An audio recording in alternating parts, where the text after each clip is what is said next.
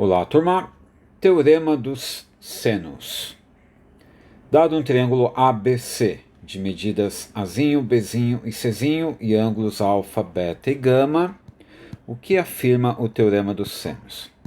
Bom, existe uma relação entre o tamanho do lado e o tamanho do ângulo oposto a esse lado? Claro que existe, né? Se você pensar aqui, na medida C e na medida B fixas, se você abrisse mais esse triângulo, abrisse mais o ângulo alfa aqui, o que aconteceria com a medida do lado oposto, do A? Aumentaria, certo? E aumentaria de modo proporcional? Quer dizer, se você dobra o ângulo, dobra a medida do A? A resposta é não. Não é assim que acontece. Mas a proporção, então, não vai ser entre o lado e o ângulo, porém, sim entre o lado e o seno do ângulo. Então, o teorema dos senos afirma o seguinte: se você pega o lado A, divide pelo seno do ângulo oposto ao A, que é o alfa, né? Vai dar a mesma coisa que pegar o B e divide pelo seno do ângulo oposto ao B, que é o beta. E vai dar a mesma coisa que o C dividido pelo seno do ângulo oposto, o gama.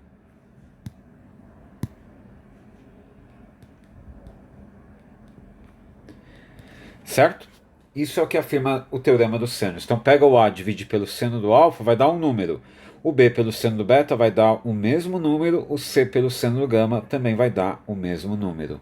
E esse mesmo número a gente chama de 2R. E tem um motivo muito especial para isso, né? R lembra o quê? Lembra raio.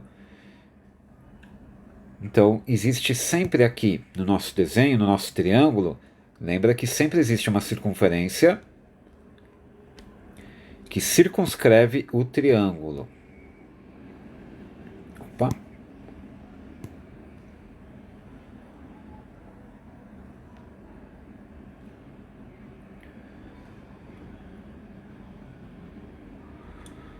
Então, sempre existe uma circunferência que circunscreve o triângulo. Lembra aquela história? O raio da circunferência circunscrita é o circuncentro, né? Ponto de encontro das mediatrizes. Bem, essa circunferência, então, que passa pelos três vértices do triângulo, pelo vértice A, pelo vértice B e pelo vértice C, ela tem um raio. E esse R que aparece aqui é justamente o raio dessa circunferência. Então, é isso que afirma o teorema dos senos.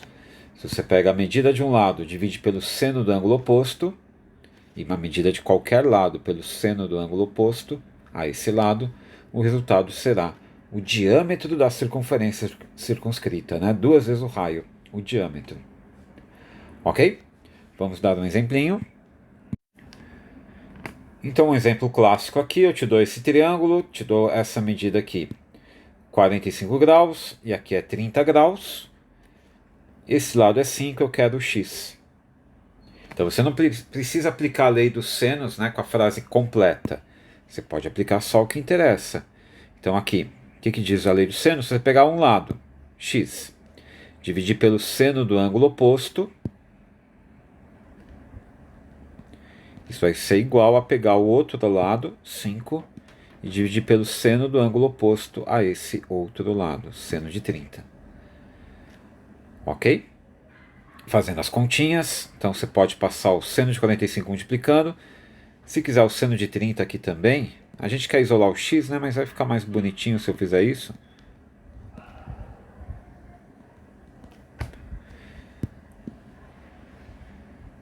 Tudo bem?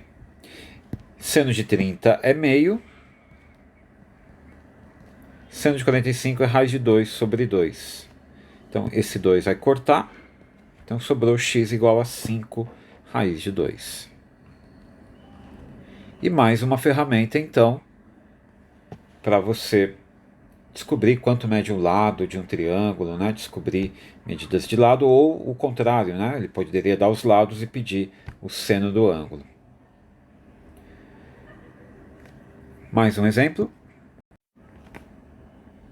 Então, dado um triângulo inscrito na circunferência azul, qual é o raio dessa circunferência azul? Então aqui, lei dos senos de imediato. Se a gente pegar o lado 4 dividir pelo seno do 45, isso vai dar 2 vezes o raio. Tá bem? Você pode simplificar aqui, 4 por 2, né? Vai dar 2 aqui, e passar, se quiser, o seno de 45 multiplicando. Ou substitui direto, né? Que vai ficar então 2 sobre raiz de 2 sobre 2 é igual ao raio. Divisão de fração, então o raio será quanto? O raio será 4 sobre raiz de 2, racionalizando 4 raiz de 2 sobre 2, o que vai dar 2 raiz de 2. Então esse é o raio da circunferência inscrita nesse triângulo.